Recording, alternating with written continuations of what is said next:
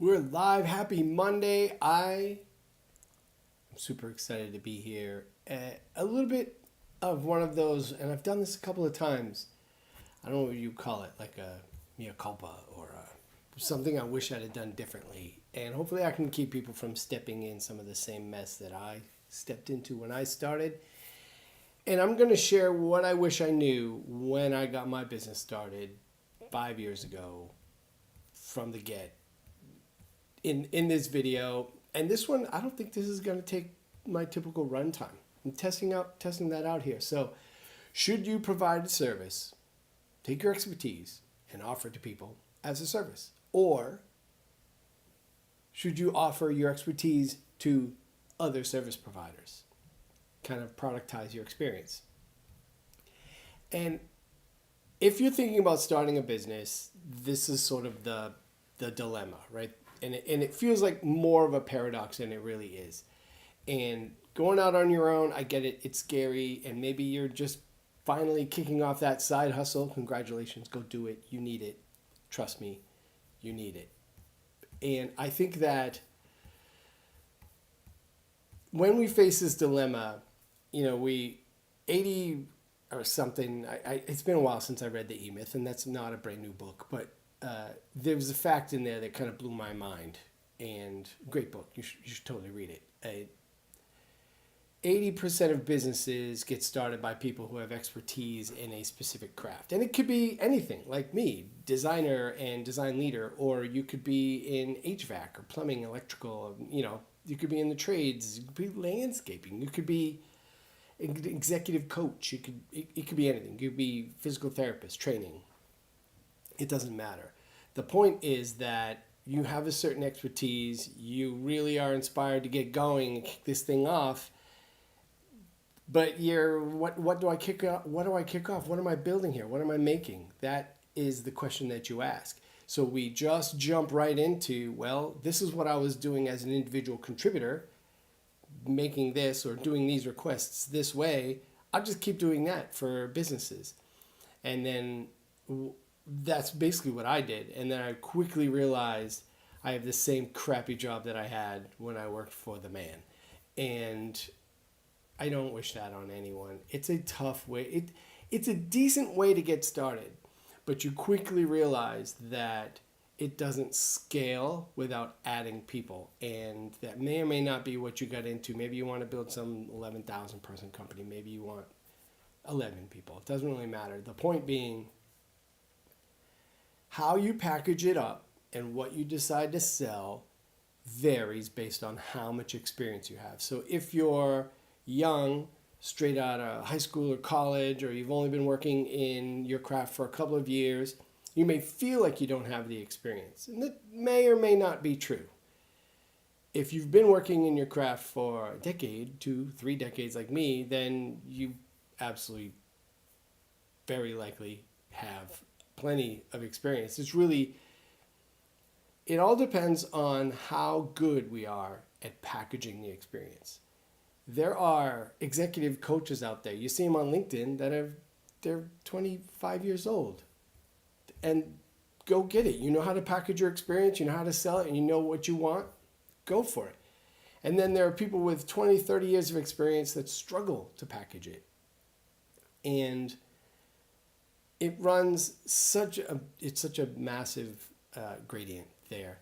So my guess is that when we get started, we either type out things in a note or a Notion page or a Google Doc or something, and we get an idea, we start fleshing it out, we talk to friends, we talk to family, and then we go to a website.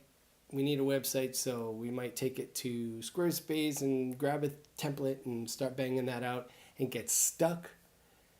Or we get it to the finish line and it's not great. It's not everything it can and should be, because it's really hard to put that story together.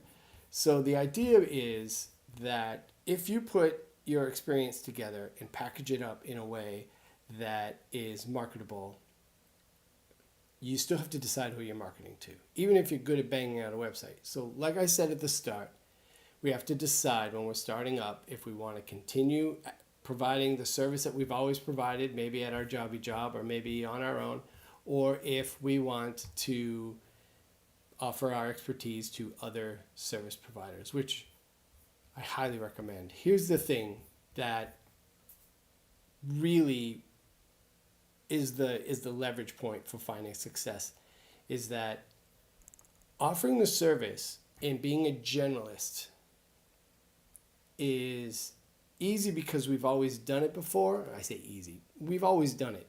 So it is known. It is not completely foreign to us.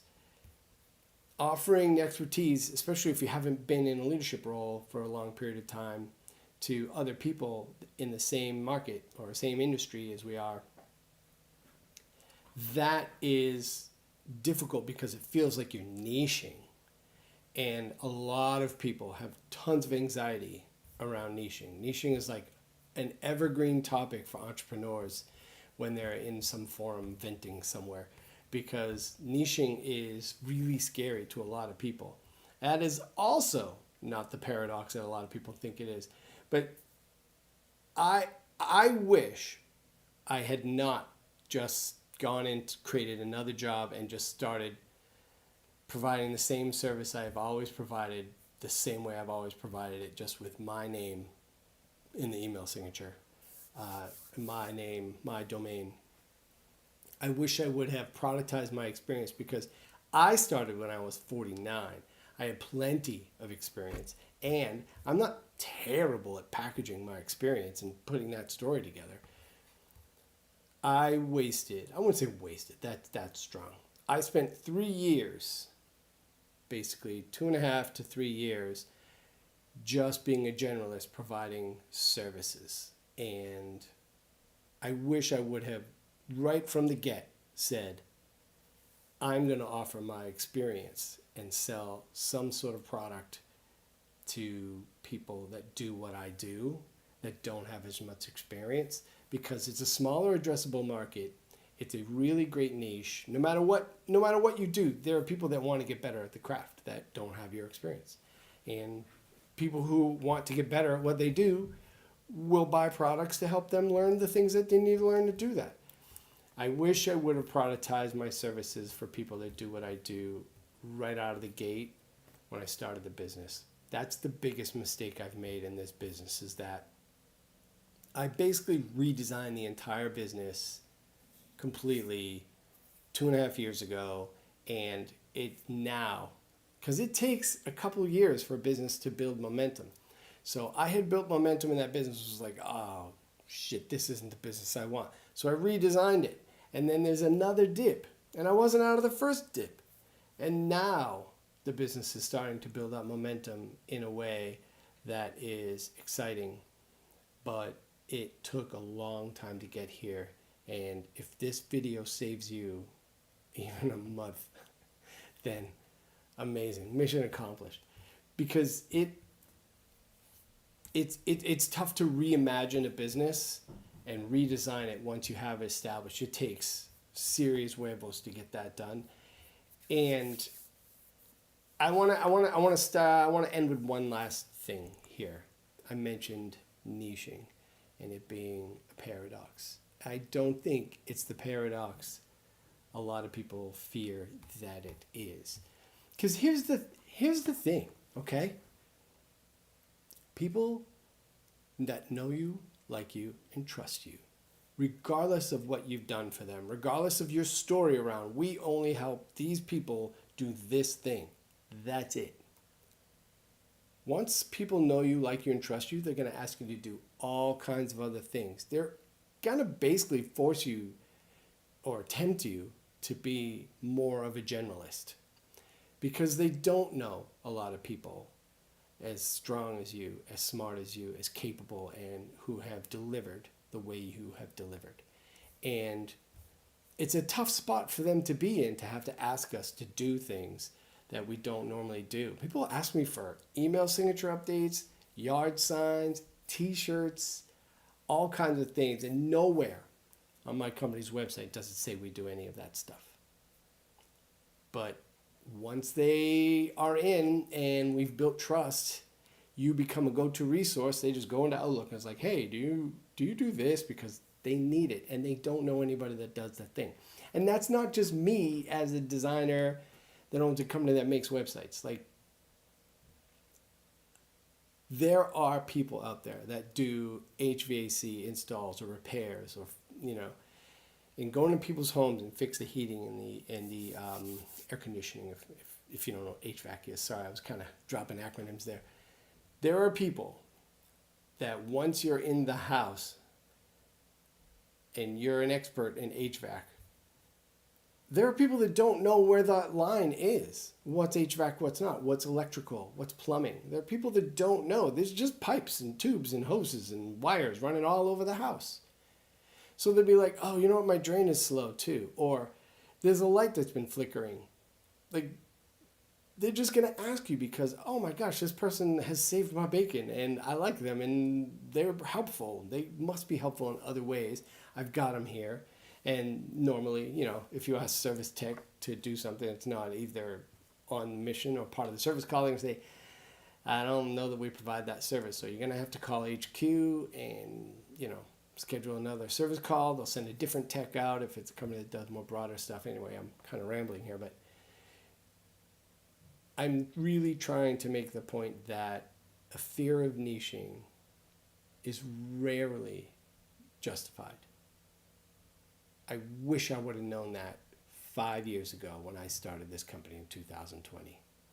I wish I would have just said, okay, I have all this experience and I want to help other people that do what I do and don't have that same experience, because I think it would have created a business that would have grown more, and I wouldn't have just gone and created another job as a generalist creative firm doing all kinds of stuff that I just did because I wanted to get paid. But here's the thing, when you go to LinkedIn, you come to YouTube and say, I do this for these people, and you can show it and prove it and talk about it, your network of people you're connected with on Facebook and LinkedIn and Instagram are all going to go, hey, hire my friend. She's really awesome, or he's really great. It didn't matter what I said I did. In fact, when I launched my company, the first brand story was so stupid. So stupid. It was like some deep, because the company's called Resonant Pixel. Resonant Pixel Co. because I wanted some retro feel. The Co doesn't really matter. Everyone calls it Resonant Pixel anyway. And resonant, like to make vibrations, right? The basic tones. Like if you turn your stereo up in your car and there's like one specific tone in a couple of songs that just make the plastic panels vibrate in a way that it's not good. That is that plastic resonating. It's vibrating to that specific tone just because of mass and material and a bunch of sciencey stuff. I thought, oh, I'm a musician and I want a music themed brand. Tell this story, but none of it mattered. The number of people that cared is zero. It's zero. Nobody ever said, tell me about the name of your company, ever one time. Of the 100+ people my business has served in the last 5 years, zero have asked about the name of the company. So don't let name of the company hold you up. Don't let niching, the idea or fear of niching, hold you up. Go serve the people that you really want to serve. And in fact, it's better to be fearful of being a generalist than it is being fearful of niching. And go spin up your website. Go do the thing that you've got to do to get that story out there. And decide if you want to be someone who niches and provides a service. Like if you're a physical therapist, you got to say, oh, I want to do physical therapy and get an office and all that, but also your time doesn't scale. So now you need subordinate people, other therapists that come in and say, oh, I'm doing a therapy in this office. I work for this company. Because time isn't you can't multiply time without multiplying people, adding bodies, adding people to the team. But you can productize, you can create videos and PDFs and downloads and courses and things that people that want to know how to do what you do better without you spending any time with them individually if you don't want to. That is how you scale. And that's really the end game. That's really my end game. So anyway, I hope this was helpful. I know it fell apart at the end. Sorry. But I've also moved my mic closer. I felt like it was too roomy sounding. So any feedback on this is welcome. More than welcome. Like, subscribe, leave a comment. I'm so glad you watched all 16 minutes of this. I hope you have a tremendous week. I will see you here Wednesday at 11 a.m. And we'll do this again. I'll have another great topic.